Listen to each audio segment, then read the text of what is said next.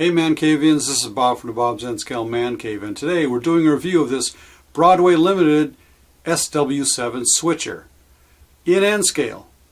It has DCC and sound. I'm kind of wondering what it sounds like. How did they fit DCC and sound in this little tiny switcher? Well, we're going to go find out what it sounds like and see how it runs. Let's go take a look.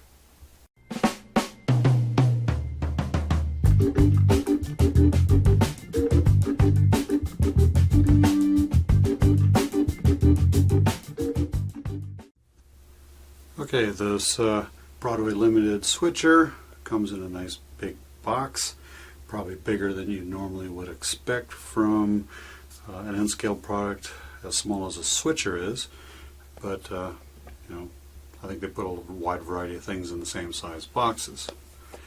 So we'll take a look at opening this up. It's a nice box, got a little lid right here, some protective plastic right on the inside there. Just kind of pull up on the plastic,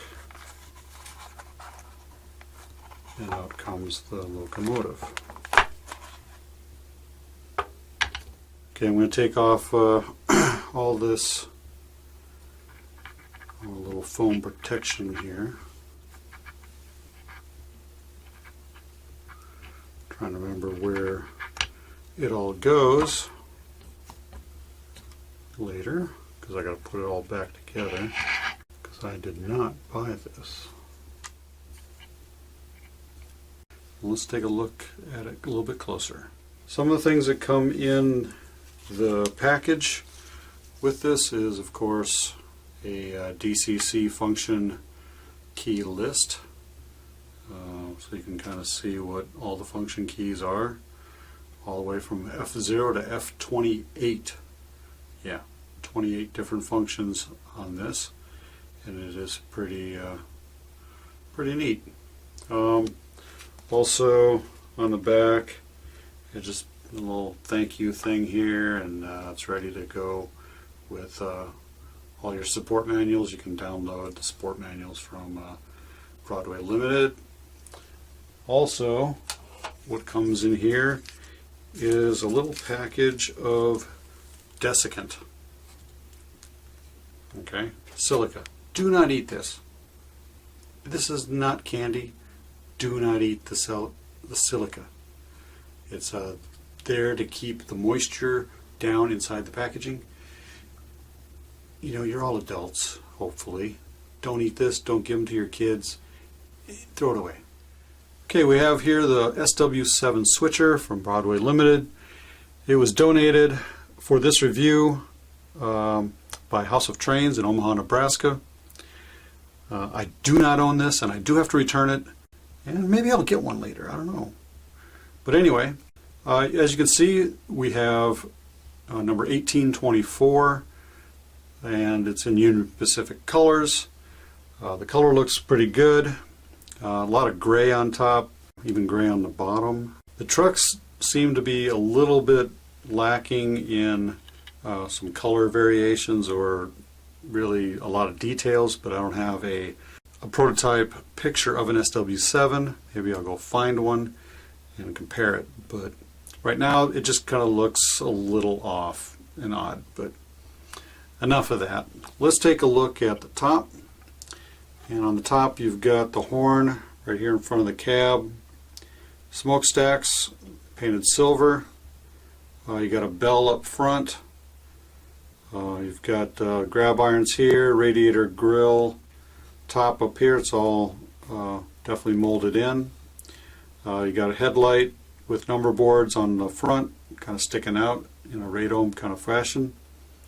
Handrails are stiff and don't look like they're going to break off. Got a kind of like a knurled, raised walkway right here, and it looks pretty good. The road of the I'm not sure what that says. I'm going to have to get it under magnification and take a look, because my eyes are not perfect, you know. On the front, you've got a grill in the front, radiator intake grill most likely, and Microtrains compatible couplers. Well, sort of like a front deck to kind of stand on if you're the conductor. That's on the front and the back. Everything's kind of molded in one piece, it looks like, and maybe the handrails are glued in, but not a whole lot of color right there, so it's hard to tell if anything is separately applied or not. Other than that, it looks like a good view. On the opposite side of the locomotive, we have basically the same point of view, just opposite, but we have different lettering in the back, says serves all the west. We have air tanks down here, fuel tank down below. On the back is more detailed. You can kind of see from this point of view, you got some handrails going up to the back door, and the number boards and rear light, and steps, all that stuff, coupler, everything pretty much looks about the same as it did on the front. You can see in the windows, but it looks like there's some hardware that makes this locomotive heavier by putting in some extra weight into the frame of the body. So it's not really highly detailed interior. It is a switcher, and it is kind of cramped for space, especially when you put in some sound and DCC in here. So we're not getting a whole lot of detail. There is some things in there. I do see, looks like windshield wipers on the glass here, and looks pretty good. You got actually little words up here that say UP. I think it says UP right up there, and some grab irons to climb up on top. So it looks pretty good. The bottom, and it's pretty much the bottom looks pretty much standard. You have a speaker in the middle of the fuel tank, and you can see some of the electrical pickups right above the trucks. You can kind of see it from the side. It's kind of hard to hide all the details on a switcher in N scale. So let's take a look at operations. Okay, for slow speed step, let's start off going forward with 1, 2, 3, 4, 5, stop. It stops real fast. There's no momentum built in from the factory. So in reverse, go 1, 2, 3, 4, 5, and stop. So what I noticed is it's a little jerky, just kind of going back, you know, just as it's moving, it's kind of jumping a little bit, and I think that's mostly because of the size that it is, and the gears and everything else. Probably not quite broken in yet, so that could play a little part in it, but it does move pretty slow at those small speed steps. Let's take a look at the headlights and then move on to sound. Okay, let's turn on the headlight in the front, and it goes off. There's no dimmer on this, so you get what you get. Okay, the rear headlight or tail light works the same way. Put it in reverse, and the headlight's still on. Doesn't really matter which way you have it, in forward or reverse, the headlight will remain on. Okay, with the headlight off, now it's on the back. Now if I go in forward, this tail light should go off. And it does. And when you stop, comes on. If I go in reverse, this should stay on. And it does, and you get a cab light. Stop it and you don't get a cab light. Didn't realize it has a cab light in there. Pretty neat. When it's going forward, no cab light. Reverse, the cab light comes on. Interesting. Okay, let's go into the sounds. Gotta start up the old Locomotive, which is F9. And what you're going to hear is the engineer walking up to the locomotive, climbing aboard, opening the door, starting up the locomotive.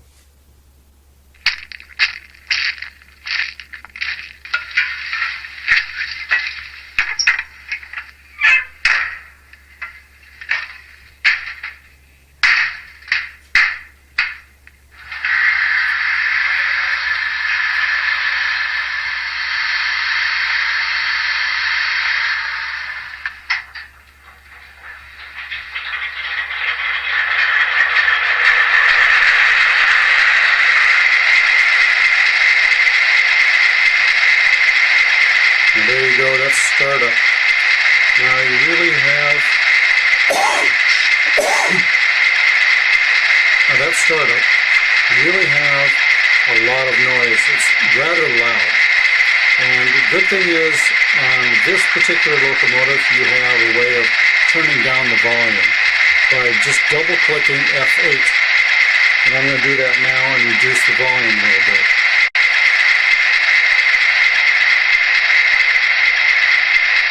And as you can tell, it's going down in volume. Once you get down to the lowest volume, double-clicking raises the volume again.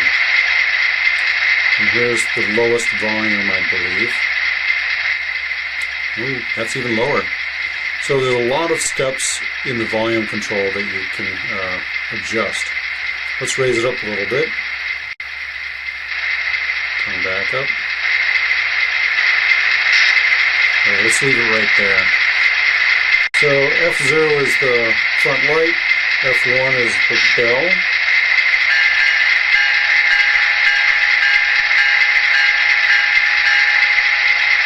F2 is the horn. Nice echo there.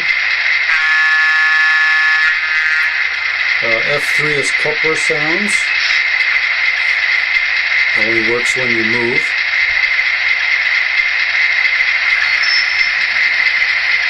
And here it goes there.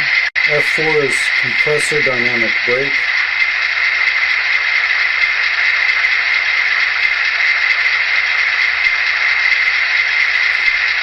F5 is rev engine up.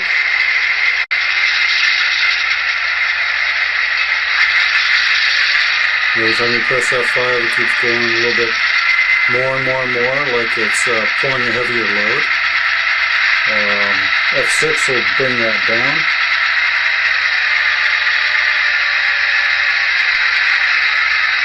F10 is radiator cooling fan.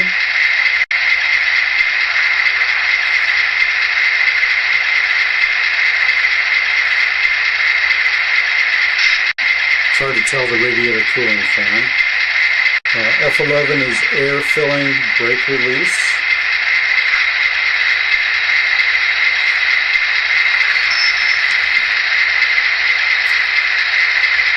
F13 grade crossing horn.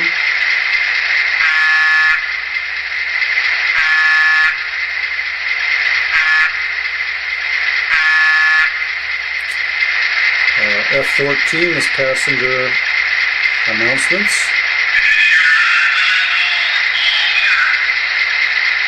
There's a switch to second horn, which is F22, and then hit the horn. Seems a little different. Yep, it is a different horn. So F22 does work. You press F22, and then when you press the horn, it's a different horn. There's F23's got some track sounds. F25 is a longhorn, so let's try that.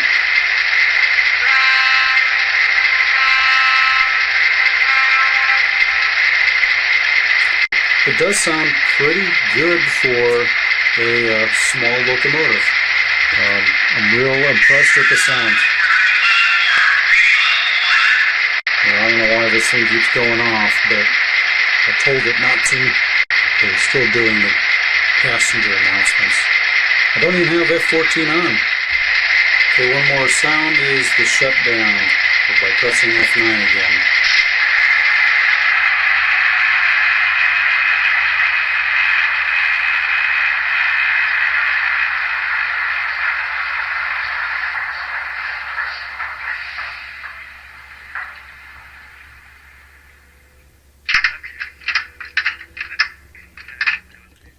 Okay, here's a close-up view of those words. It does say Road of the Steamliners, and you can kind of tell how much detail you have up close.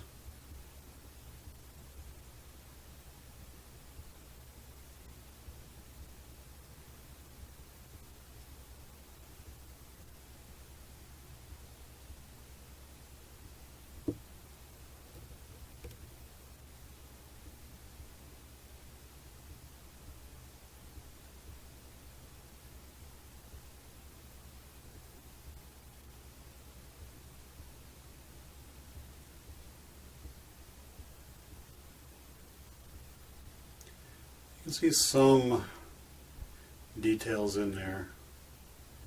Most of it seems to be mostly some weight that's being covered up. So it's not too bad of a detailed switcher.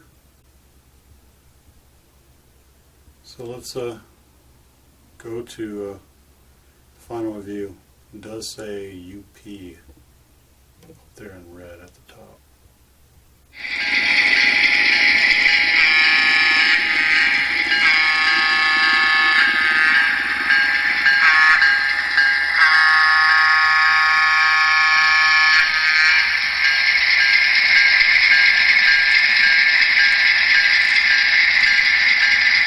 There you go, ManCavians. That's been my review of this Broadway Limited SW7 with DCC and sound. I'm real surprised that we got sound in here, but then again, I'm not. A lot of advances in micro technology of electronics has come about, and Broadway Limited is using it to their advantage. I didn't think you'd be able to fit something that small with sound that was excellent sound in something so small. But size doesn't really matter now, does it? It's just how you use it. And this one will do its job. Did have some down marks on this. The slow moving had a lot of jerkiness to it, and it had some gear sounds that just kind of were kind of odd. It kind of sounded like the wheels were hitting the ties as it was rolling across, but they don't have pizza cutter flanges on these anymore, so I don't think that was the case. And my other locomotives don't make that sound, so I know it's not my ballast or anything like that. So it was mostly the locomotive making the noise. Another thing was some of the sounds just didn't turn off. Like I had some station sounds that I was demonstrating, and I turned them off and they would keep going, and I don't know why they kept going. I didn't want them on, so the only way to get them to turn off was to take the locomotive off the track power and let it reset. Other than that, a lot of options for the power of this locomotive with the sound. You got a volume control, you've got multiple different kind of environmental sounds, and the functionality is pretty good. The only thing it doesn't have is any momentum in it. You probably could set it up, check the Broadway Limited website for the instruction book, and you probably can put in your own momentum if you want to. The volume control, you can just raise that and lower it, and it sounded really excellent, and I was really impressed. A lot of stuff in a little tiny locomotive, that's for sure. And the details, you know, it looked pretty good. Some of the colors were a little weird. I thought there could have been more detail on the ends, but all in all, it's a very good locomotive. You can get these at MSRP of $229, but you can pick this up at your local retailer or online stores for a lot less than that. This one at House of Trains in Omaha, Nebraska, where they loaned this to me for this review, was going to somewhere price out around $199, give or take a couple dollars here and there. They haven't put a good price on it yet, but you can expect that. You probably can get this cheaper at other places. Just check around and see what you find. So if you like what you saw here today, give me a thumbs up, leave a comment down below, you know, consider subscribing, and ring that bell for notifications of the next videos that come out from DaBob's Man Cave. And as always, Man Cavians, happy model railroading, and you stay off those tracks. Bye.